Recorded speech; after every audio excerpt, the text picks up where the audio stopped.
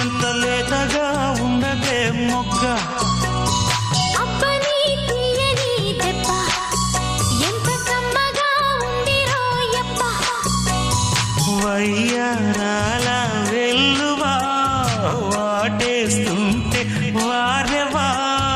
పురుషుల్లోన పుంగవా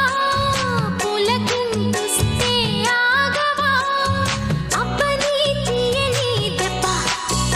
ఎంత కమ్మగా ఉంది రోయప్ప అమ్మ నీనున్న నీ బుగ్గ